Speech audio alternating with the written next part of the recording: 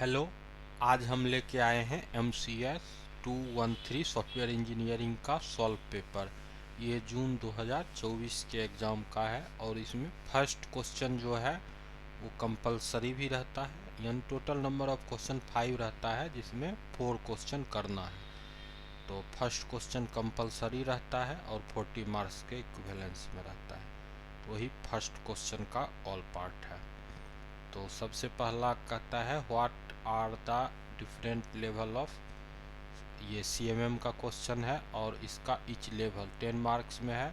ये क्वेश्चन पहले भी पूछा जा चुका है, मतलब थोड़ा अलग ढंग से, जैसे उस बार पूछा था ISE CMM करके। इस बार थोड़ा सा, तो ये प्रीवियस क्वेश्चन में भी है। आप अगर क्वेश्चन एनालाइज करोगे तो उसमें देखो क्या है कि इसका जो पहले तो थोड़ा सा हम CMM के बारे में बता देंगे कि CMM क्या होता है। उसके बाद बोला कि लेवल इसका हर लेवल के बारे में बताना है। ठीक है, तो इसमें जो फर्स्ट लेवल होता है इनिशियल, उसके बाद होता है रिपीटेबल, डिफाइंड, मैनेज और ऑप्टिमाइजिंग। ये अच्छा से इसको सबको, क्योंकि 10 मार्क्स में है तो थोड़ा अच्छा से लिखना पड़ेगा। और फिर ये फिगर जिस ऑर्डर में है उस ऑर्डर में ये फिगर हम अच्छा से ड्रॉ कर देंगे। फिगर ड्रॉ कर देंगे तो लगभग जो है क्वेश्चन आपका फिगर ही मैनेज कर लेगा। एग्जामिनर को आप फिगर पर नज़र पड़ेगा, तुरंत टिक करके निकल जाएगा। तो फिगर को भी देखना है और पॉइंट, इसमें पॉइंट सब अच्छा से देखना है। अच्छा क्वेश्चन है। उसके बाद आ गया question what is waterfall. Waterfall model लगभग मैं जहाँ तक अभी तक दिसंबर 2021 में ये सिलेबस आया है और तब से लेकर अब तक जो है ये क्वेश्चन लगभग अल्टरनेट में या रिपीट में भी ये क्वेश्चन रहा है, वाटरफॉल का या स्पाइरल का या इंक्रीमेंटल का। तो आपको ये सब मॉडल को तैयार करना है। तो क्या बोला कि एक्सप्लेन डिफरेंट फेज। तो सबसे पहले वाटरफॉल मॉडल क्या होता है वो उसका डायग्राम अच्छा से बना देना है।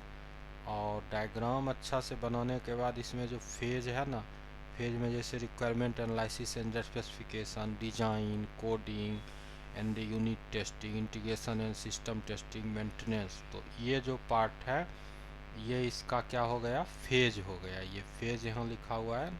तो ये नंबर ऑफ फेज, जैसे इसमें अभी किसी बुक में क्या है, अब इंटरनेट वगैरह देखोगे तो 8 फेज, जैसे रिक्वायरमेंट एनालिसिस एक जगह दे दिया है, फिर रिक्वायरमेंट स्पेसिफिकेशन, फिर डिजाइन में भी 2 फेज बना दिया है। ठीक है, कोडिंग को अलग कर दिया है, टेस्टिंग को अलग, फिर मतलब फेज बढ़ा दिया। लेकिन ये जो है ये अच्छा जो स्टैंडर्ड बुक होता है उसमें इस तरह से बताया गया है।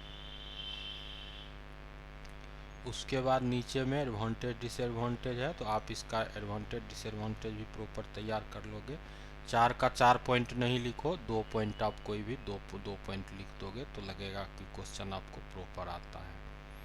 उसके बाद क्वेश्चन है what is SRS, in which phase SDLC is prepared, और गिव SRS आउटलाइन। पहले क्वेश्चन समझना है। पहले बोला SRS क्या होता है तो आप SRS बता दो SRS क्या होता है। तो ये जो होता है डॉक्यूमेंट स्पेसिफिकेशन के लिए जनरली यूज होता है कि आपको जैसे कोई प्रोजेक्ट मिला तो उसका सॉफ्टवेयर डेवलप करना है। तो सॉफ्टवेयर डेवलप करने से पहले हम क्या करेंगे, उसमें क्या डॉक्यूमेंट क्या चाहिए, क्या रिक्वायरमेंट है, वो सब हम अच्छा से समझेंगे। उस चीज़ को, किसी भी प्रोजेक्ट को समझना है और फिर उसका एक हम प्रोजेक्ट का जो होता है इनिशियल प्रेजेंटेशन या वो उस टाइप से क्लाइंट के पर्पस से तैयार किया जाता है। ठीक है, तो वो हुआ। उसके बाद बोला इन व्हिच फेज SDLC। तो SDLC का जो होता है ना फर्स्ट फेज, फर्स्ट मतलब जहाँ पर आप क्या करते हो, सॉफ्टवेयर रिक्वायरमेंट स्पेसिफिकेशन में रिक्वायरमेंट गैदरिंग एंड एनालिसिस, अभी वाटरफॉल मॉडल में आप देखे होंगे। तो ये जो है रिक्वायरमेंट गैदरिंग और ये वहीं पर ये होता है। ठीक है, ध्यान में रखना है, requirement gathering and analysis phase में ये होता है। और फिर बोला गिव SRS आउटलाइन। देखो SRS आउटलाइन क्या है, SRS आउटलाइन में SRS एक कुछ नहीं है, फॉर्मेट है। जैसे आप अपना एक कोई रिज्यूम बनाते हो तो जनरल रिज्यूम, एक तो रिज्यूम बनाते हो, एक क्या होता है कि आप कहीं गए और उसमें फॉर्म है तो उस फॉर्म में आपका नाम, आपके पिताजी का नाम, आपके माताजी का नाम, आपका डेट ऑफ बर्थ, आपका जो है जेंडर, ये सब फिल करना है। तो उसी तरह का ये एक फॉर्मेट होता है, और ये फॉर्मेट जो है IEEE के स्टैंडर्ड से चलता है। तो वो फॉर्मेट इस तरह का होता है। तो आउटलाइन का मतलब इसको, अब ये थोड़ा लंबा है, लेकिन हाँ इसी तरह से आपको कुछ लिख के, 100% तो ऐसा संभव नहीं है कि आप रट लो, लेकिन हाँ इस तरह से इसका खाका, ताकि पता चले कि आउटलाइन का मतलब क्या हुआ, वो कैसे बनता है, उसका ड्राफ्ट तैयार करना है। तो वो जो होता है वो इस तरह से इसका draft, introduction, overall description, specification, sorry specific requirement, ये हो गया। उसके बाद सपोर्टिंग इन्फॉर्मेशन जिसमें इंडेक्स आता है, रेफरेंस, बिब्लियोग्राफी वगैरह ये सब। तो ऐसे करके ये लिखोगे तो प्रॉपर जो आउटलाइन होता है वो मैनेज हो जाएगा। उसके बाद आ गया क्वेश्चन कोकोमो। ये रिपीटिटिव क्वेश्चन है, बार बार पूछता है। तो इस क्वेश्चन को पहले देखते हैं। कहता है व्हाट इज कोकोमो मॉडल, ठीक है। फिर बोला different level it, what is 3 classes of software project for हुम Kokomo model can be applied. तो इसका पहले फुल फॉर्म कंस्ट्रक्टिव ये हुआ, इसको ऐसे समझना है। फिर इसमें जो प्रोसेस होता है वो देखना है। तो इसका जो लेवल होता है, बेसिक कोकोमो, इंटरमीडिएट कोकोमो और डिटेल्ड कोकोमो, ये 3 मॉडल होता है। तो यही इसका लेवल में आता है, बेसिक, इंटरमीडिएट और डिटेल्ड, ये लेवल हो गया। फिर बोला what are the 3 classes of software project, इसमें क्लासेस पूछा। तो ये पहले आप लेवल लिख दोगे, लेवल के बाद इसका फिगर अच्छा से ड्रॉ करोगे। ये फिगर अच्छा से ड्रॉ, क्योंकि 10 नंबर का क्वेश्चन में, हर क्वेश्चन में मैंने फिगर डाला है। आपको हर क्वेश्चन का फिगर, इस टाइप का क्वेश्चन अगर रहे तो फिगर 10 नंबर में एक फिगर। अब जैसे न्यूमेरिकल है तो उसमें आप हो सकता है नहीं डालो, नहीं तो लगभग, क्योंकि बुक को भी आप देखोगे, इग्नू वाले बुक में भी फिगर को हर जगह प्रायोरिटी दिया है। तो ये फिगर हो गया। उसके बाद है कि वहाँ पर पूछा गया था क्लासिफिकेशन, क्वेश्चन के लास्ट पार्ट में। तो इसका जो क्लासिफिकेशन होता है वो यहाँ पर देखो, क्वेश्चन के लास्ट में क्या कहता है कि what are the 3 classes, automatic नाम बोल ही दिया 3 क्लासेस।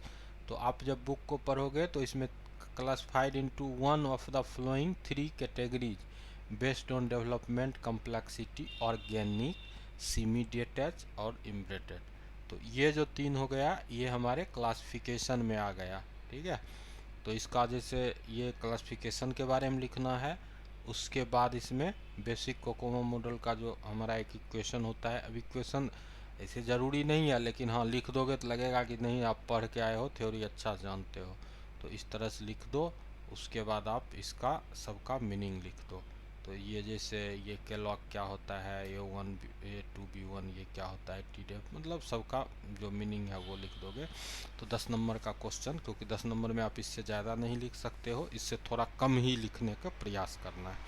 तो बस इतना ही। अगर आप लोगों को अच्छा लगे तो आप लोग इसको लाइक कीजिए, शेयर कीजिए, सब्सक्राइब कीजिए।